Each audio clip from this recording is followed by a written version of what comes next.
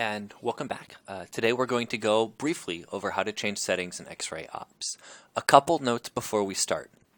First, do not use this video or the easy-to-use step-by-step guide as your only source. Always refer to the original documentation. Some of the steps may change based on the tracer model that you have. Everything I am doing right now is based on a Tracer 3 SD with a rhodium target and an SDD flash detector. Now, the second thing that we need to discuss is what your tube is capable of. The tracer is equipped with a 4-watt bulb, which means that it can handle at most 4 watts. Now, under no circumstances do we recommend operating your tracer at 4 watts, nor do we recommend even operating it at 2 watts. Generally speaking, 1.5 or less is the recommended setting for any analysis you do with the tracer. Now, just a brief note on how to calculate how many watts you're using. Here we have energy. Here we have current. In this case, 40 keV, 30 microamps. Multiply these two numbers together, you get 1200. Do the proper unit conversions, you get 1.2 watts. If I increase this to a current of 40 microamps with an energy of 40 keV, I will have 1600 or 1.6 watts. We recommend 1.5 or less, and generally try to stay away from too much wattage. The reason is too much wattage will shorten the life of your tube. Often we get asked, how long does a tube last?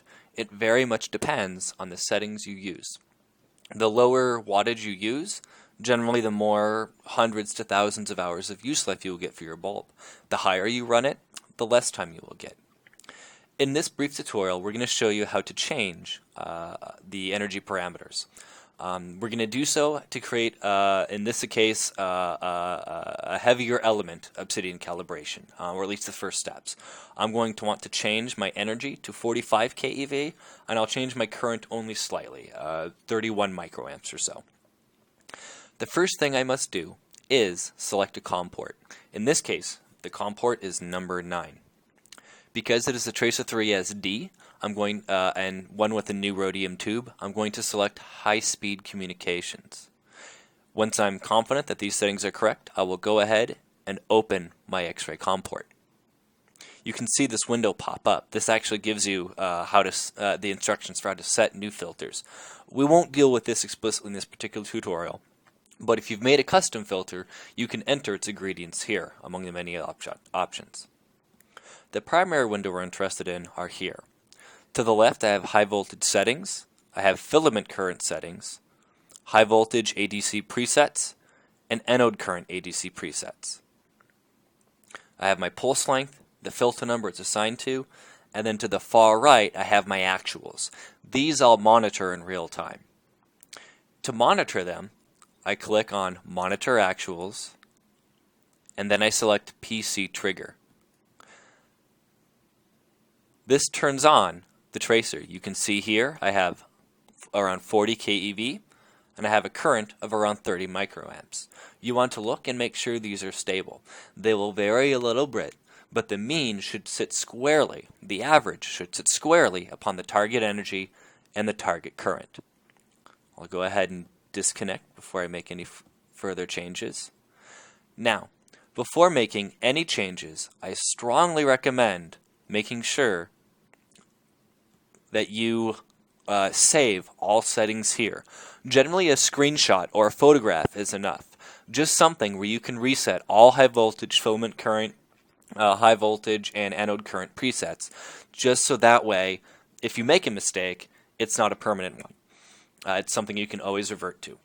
In this case, we're going to change. I want to change my target energy to 45, and we're going to adjust current very slightly to 31 microamps. Now, this is not the only step. This is just telling the software what I want to have. This is where the real action takes place, my high voltage setting and my filament current setting. Generally speaking, it's good to take a look around the current settings. For example, this 40 keV, which I'm now saying is a target of 45, was around 198. The same as this 40 was 198. Here I have 222 for a current of 30. Here I have 222 for current of 31 microamps.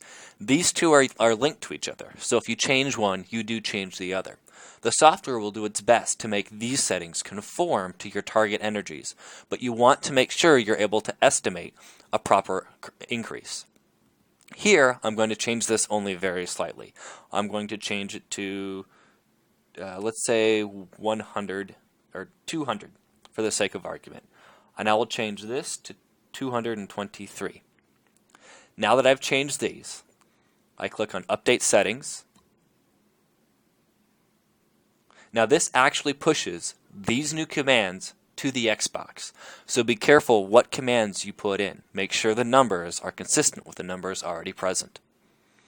I'm going to select Monitor Actuals, PC Trigger, and now I get my KEV and my current. Do you see how slow it climbs to the target desired energy? I may want to put a little more in terms of my high voltage settings. Not too much, but cautiously approach. The goal is to make sure the data I collect is the data I intend to collect. So we will turn off PC Trigger. Stop monitoring actuals. I will come back over here. I will change this to 205. We'll keep this at 223. I will update settings. And now, monitor actuals, PC Trigger. Now I look to make sure I'm getting the desired energy. Still a slow climb. So I disconnect. Stop monitoring actuals. And let's change this to be just a little bit higher. 210. Update settings. Monitor actuals. PC Trigger.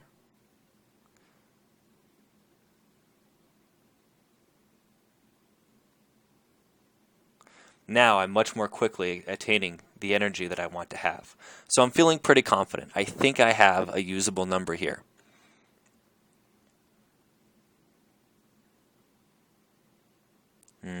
Stays at 44.9. Caution is prudent. Turn off monitor actuals. 2115. Update settings. Monitor actuals. PC Trigger.